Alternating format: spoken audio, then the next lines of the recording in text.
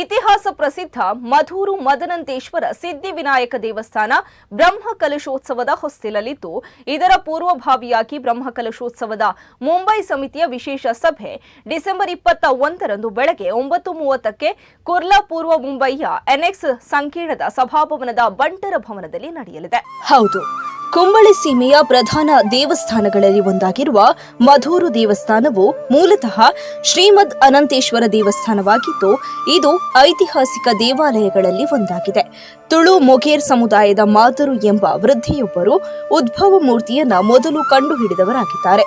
ಮಧೂರು ಶಿವನ ಹಾಗೂ ಗಣೇಶನ ವಿಶೇಷವಾದ ಪುಣ್ಯಕ್ಷೇತ್ರವಾಗಿದೆ.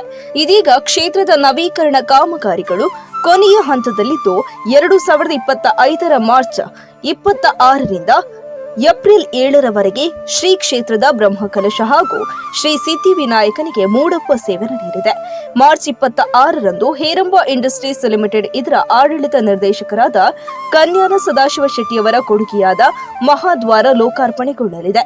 ಈ ನಿಟ್ಟಿನಲ್ಲಿ ಉದ್ಯಮಿ ಕನ್ಯಾನ ಸದಾಶಿವ ಶೆಟ್ಟಿಯವರ ಘನ ಅಧ್ಯಕ್ಷತೆಯಲ್ಲಿ ಮುಂಬಯಿಯಲ್ಲಿ ವಿಶೇಷ ಸಭೆಯನ್ನ ಕರೆದಿದ್ದು, ಸಭೆಯಲ್ಲಿ ಮುಖ್ಯ ಅತಿಥಿಗಳಾಗಿ ಜಾಗತಿಕ ಬಂಟರ ಸಂಘಗಳ ಒಕ್ಕೂಟದ ಅಧ್ಯಕ್ಷರಾದ ಐಕಳ ಹರೀಶ್ ಶೆಟ್ಟಿ, ಮುಂಬೈ ಬಂಟರ ಸಂಘದ ಅಧ್ಯಕ್ಷರಾದ ಪ್ರವೀಣ್ ಭೋಜಶೆಟ್ಟಿ ಭಾಗಿಯಾಗಲಿದ್ದಾರೆ. ಅಂತೆಯೇ ಈ ವಿಶೇಷ ಸಭೆಯಲ್ಲಿ ಮುಂಬೈ ಸಮಿತಿಯ ರಚನೆ ಕೊಂಡೇವೂರು ಮಠದ ಶ್ರೀ ಯೋಗಾನಂದ ಸರಸ್ವತಿ ಸ್ವಾಮೀಜಿಯವರ ಆಶೀರ್ವಚನದೊಂದಿಗೆ ನಡೆಯಲಿದೆ.